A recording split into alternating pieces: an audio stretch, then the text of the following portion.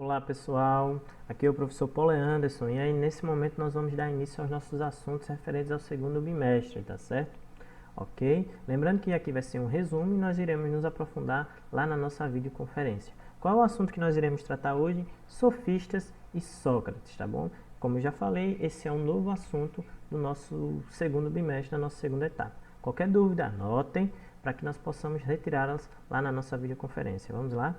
Bom, quem eram os sofistas, né? Vamos aqui entender um pouco. Com a sofística, o essencial não é mais investigar os princípios que explicam a origem de todas as coisas, mas dimensões que envolvem a vida humana e sociedade, como retórica, ética, política, direito, religião, educação, oratória, entre outras. E aí você já percebe a diferença, para o assunto anterior que vocês já estudaram. Qual é essa diferença?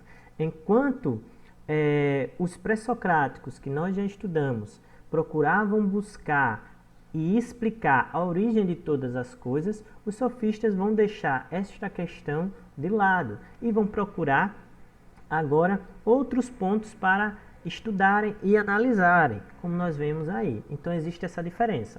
Enquanto os pré-socráticos que nós já estudamos buscavam explicar a origem de todas as coisas, os sofistas vão deixar esta questão de lado. Bom, vamos entender o que significa a palavra sofista, beleza? Sofista deriva de sofos, que significa sábio ou especialista do saber. Os sofistas tornaram muito conhecidos, né, por conta que eles percorriam as cidades educando os membros da aristocracia e, em troca, cobrando pelos seus ensinamentos. Bom, vamos ver aqui algumas características, né, dos sofistas. Vamos lá. Os sofistas faziam do seu saber uma profissão, como eu tinha falado. Eles passavam de cidade em cidade e ofereciam os seus ensinamentos em troca de uma remuneração. Ensinavam aos que estivessem dispostos a pagar, ou seja, não era todo mundo que tinha acesso a esses especialistas da retórica. Os sofistas são responsáveis também pela relativização da verdade. Eles acreditavam que não existia uma verdade, a verdade era relativa, de pessoa para pessoa. A verdade estaria de acordo com cada pessoa teria sua própria verdade. E também eles acreditavam que o ser humano não pode alcançar a verdade, ou seja, toda a verdade. A sofística demonstrou que o ser humano só pode se manifestar e manifestar os seus pensamentos através da fala, através da oralidade. Na atualidade, não há nenhum registro dos sofistas, né, das suas obras. O que nós conhecemos sobre os sofistas são retiradas de Sócrates e Platão, ou seja, tudo que nós conhecemos dos sofistas, nós conhecemos através de Sócrates e Platão. E Sócrates e Platão eram muito críticos às práticas sofistas, às ações sofistas, tá certo?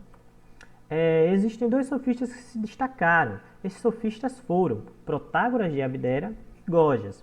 Protágoras de Abdera vai se destacar porque ele vai acreditar que só é através da linguagem que o homem pode, então, manifestar o seu conhecimento. E que o pensamento e linguagem são relativos àqueles que pensam e falam, portanto, possuem origem subjetiva.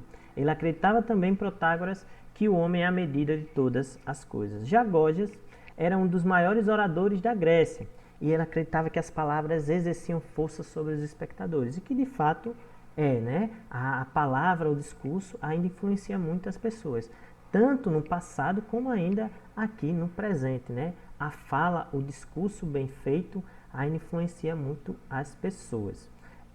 Gorgias é considerado um niilista, ou seja, aquele que afirma a impossibilidade do conhecimento. Ele acreditava que era impossível obter todo o conhecimento, né? E era também um mestre dos paradoxos. Nós vamos nos aprofundar mais no pensamento de cada um desses sofistas na nossa videoconferência. Vamos lá? Bom, daí então surge um novo filósofo na Grécia antiga, né? Esse filósofo é Sócrates. E Sócrates vai discordar completamente dos sofistas. Antes de Sócrates, as discussões filosóficas estavam pautadas por concepções sofistas e que o objetivo da filosofia era fornecer ferramentas de convencimento e não buscar a verdade. Bom, quando Sócrates começou a estimular discussões, seu objetivo de estudo era encontrar a verdade. Aí nós já encontramos a primeira diferença entre Sócrates e os sofistas. Os sofistas acreditavam que a verdade era relativa e Sócrates buscava encontrar a verdade. Sócrates acreditava na capacidade de melhoramento do homem. Já vemos uma diferença aí com os sofistas, né? E Sócrates acreditava que o homem pode conseguir o seu desenvolvimento, conseguir melhorar com ele mesmo fazendo isso. Ou seja, o homem aí estudando, se preparando, se capacitando, o homem pode evoluir, se desenvolver. Sócrates acreditava que existia a virtude e a busca por conhecimento, ou seja, ele acreditava que ser virtuoso é você buscar o conhecimento. E um vício para Sócrates é a ausência do conhecimento, ou seja, a ignorância. Ele acreditava que você ser virtuoso era você buscar o conhecimento, estudar, se aplicar. E um vício para Sócrates era você não procurar conhecimento, ficar na ignorância. Para ele, isso era um vício. Sócrates também botou em prática um método dialético que consistia na ironia e na maiêutica. Bom, o que era a ironia? Ironia era utilizar um jogo de perguntas pelo qual deveria se levar um interlocutor a se contradizer, ou seja, a pessoa com quem ele estava discutindo a se contradizer, né? Aquela pessoa que estava falando a se contradizer, fingindo não saber do assunto. Ele usava isso, fazia várias perguntas até aquela pessoa se contradizer. Também tinha a maiêutica, que é o processo de questionamento pelo qual Sócrates conduz o interlocutor a extrair de si mesmo o conhecimento. Ou seja, Sócrates ia dialogando, ia através da sua dialética mostrando, e aquela pessoa que estava discutindo com ele acabava que compreendia que estava errado. Ou seja, o próprio interlocutor é que aceitava. Não era Sócrates que dizia, era o interlocutor que aceitava, que dizia que estava ele errado, né? Ou seja, ele convencia ao interlocutor que ele estava errado e o interlocutor admitia o erro.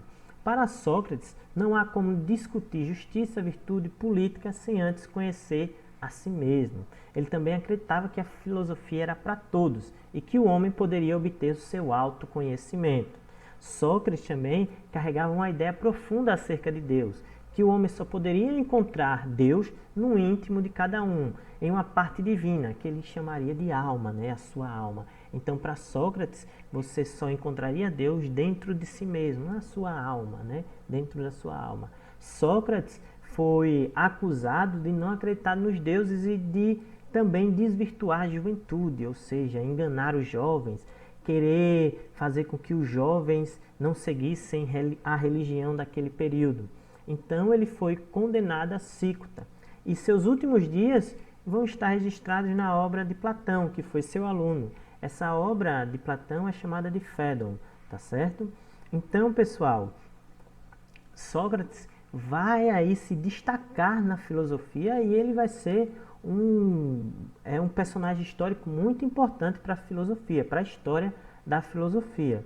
Então, Sócrates ele vai ser condenado a cicuta, né? Vai ser condenado a cicuta, e por conta de que ele vai ser acusado de não acreditar nos deuses e que ele estava enganando os jovens aí para que os jovens não seguissem a religião. E Sócrates vai falar muito sobre, durante o período em que ele está para tomar cicuta, que demora um período de tempo aí para ele falecer, né? Para ele vir a morrer, vir a falecer. Ele vai falar muita coisa, né? Vai conversar muito com os seus alunos e Platão vai registrar tudo isso. Lembrando que Sócrates não vai deixar nenhuma obra escrita. Tudo que nós conhecemos sobre Sócrates foi através de Platão, ok? Sócrates também vai falar muito sobre a questão do justo e injusto. Esse pequeno texto aqui, que eu vou deixar para que vocês analisem ele, estudem ele e depois expliquem na nossa videoconferência, ok? Então é isso, pessoal. Nós acabamos por aqui o nosso resumo desse assunto e vamos nos aprofundar na nossa videoconferência. Um abraço e até mais!